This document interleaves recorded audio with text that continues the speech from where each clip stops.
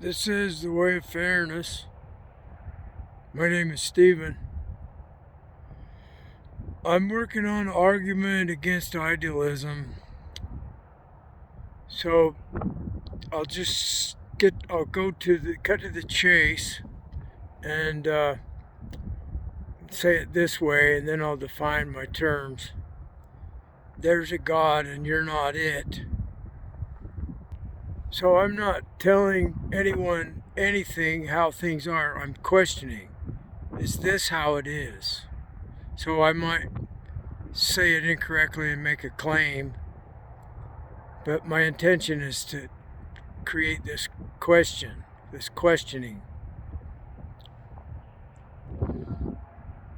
I've been a member of AA since early 90s.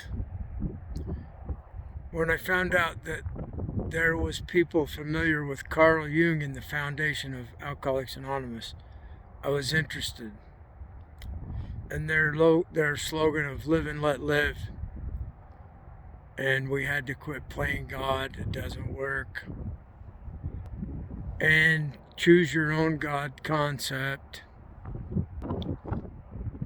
Chaos magic is interesting. I agree with a lot of what it's about. It's an inquiry, it's an experimentation to see what works. Also, one of the claims or one of the questions is there's no truth. Everything is permitted. So see where you can go with do what you want. I'm going to. Okay, so this is to be continued, and I'm not well equipped or comfortable right now to make a long video. It's kind of cold, windy. I'll turn the camera around and let you see the scenery here. That's I-15 headed towards Santaquin. That's going north into Santaquin. I saw about 20 mule deer a minute ago. One buck, probably a young 4.20 to 30 inch spread antlers. That's an estimation.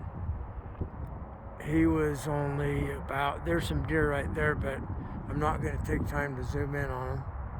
Anyway, I'm really, I love nature, and like I'm on a nature walk right now, and I disturbed the deer, but they didn't have to run very far. So anyway, back to idealism and my disagreement with it. So their claim is that idealism contains everything, and it's simply that mind or consciousness is the cause of material, it's the cause of itself, and it lends itself to like some god of mind that has the mind of God created everything, that kind of thing. So everything is the mind of God, and it's all consciousness. So idealism contains all of their beliefs, is their argument, generally speaking. So my argument is that there is a concept of God that contains that God. That God is within the God that I'm going to tell you about. So, undivided oneness means that consciousness and matter, mind is matter and matter is mind. Idealism says that matter is mind, but it tries to reduce material to some type of consciousness, whereas undivided oneness is not. They don't pit one against the other. It's both of them. It's two sides of one coin. There's only one coin that contains everything. Undivided oneness. And so consciousness emerged from evolution. So I don't agree that there's a God that created. I think consciousness came from no mind. Mind came from no mind. And it's in this undivided oneness. So as soon as mind emerged, the physical reality became conscious of itself. In the beginning, it was not aware of itself, and it became aware of itself. Kind of like we're born and we don't have any memory of anything. We don't remember. We don't even know our name. And then we begin to become aware of ourselves. And our mind emerged from our body because we have a body and a brain of our own. And our mind slowly emerged from that. So this is the pattern that I see in the big reality that contains everything. So that's an area of disagreement and major conflict. The God war goes on. They claim I'm wrong and I have to surrender to their God. And I say, where is your God? And they can't show me their God. They can explain. If I don't surrender to it, I will be killed or hurt or something. Are they going to be the ones that do the hurting and the killing for their God?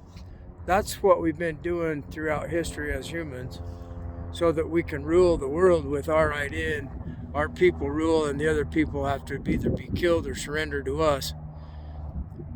So, with that being said, I am in agreement with forgiveness. Don't blame anyone. Forgive everyone. Don't fight. Forgive. And give yourself to your concept of God. In my case, it's to undivided oneness. And ask for victory over those that do you wrong. The only place where we have a valid position to say others should not do something to me is if it's wrong. And on the other hand, we must agree to not do them wrong. So we agree to do everyone else wrong, to not do anyone else wrong. And we want them to agree to not do us wrong. So I don't really care what the truth of this argument is, but I find it very interesting. So I'm making an argument for biological evolution as the source of mind, and it's within undivided oneness. So as soon as mind happened, the undivided oneness became conscious. It's like in the beginning it was darkness, and then God created light.